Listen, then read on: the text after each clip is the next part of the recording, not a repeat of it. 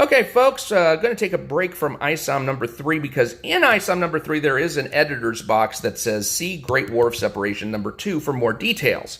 So I figured I'd switch over to Great War of Separation number 2 until I hit the details in question, and then I would switch back over to ISOM number 3. So great cover by Kanan White, by the way. He does like really good covers.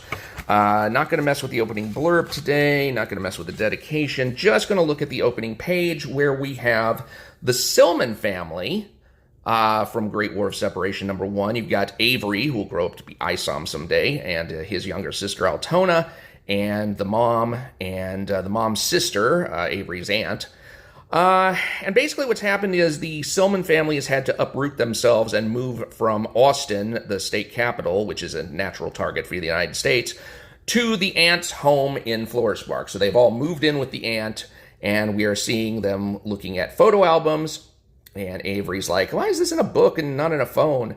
And the mom says, well, your aunt's old school. And the Avery says, Aunt Flo, and mom says you're old school. And the aunt says, I'm all of that, little man. And, you have this nice, domestic, blissful, harmonious scene, although there's so much stress that must actually be going on under the scenes. And on the next page, I'm sure we're going to get into that. So let's go ahead and turn to the, whoops, okay, missed that.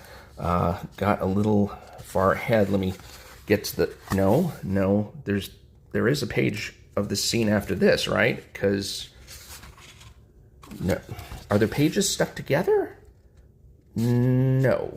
So this is actually how the scene ends, with the aunt presenting muffins.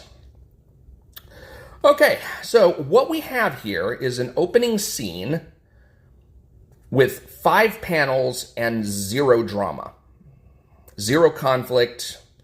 Really zero need for there to be a scene at all, because in any scene, you need to have some kind of conflict. Before the scene ends, there has to be some sort of conflict established at least, even if no progress is made through it, because otherwise you don't have a scene. This is fluff. This is nothing. This is looking at a photo album, introducing a character, and creating no conflict whatsoever, even though there's enormous room for conflict. This family's been uprooted and they had to move in with the aunt. The aunt's going to feel crowded. The mom's going to be stressed out about her husband in the war. And the kids are going to be like, where's dad? Where are my toys? Blah, blah, blah. There's so much room for conflict in this scene. Chuck, you've written comics for decades. Is someone holding you hostage so that you can't write comics the way you know you should? Is his name Eric July? Talk to us. Get a pigeon out, Chuck. Let us know.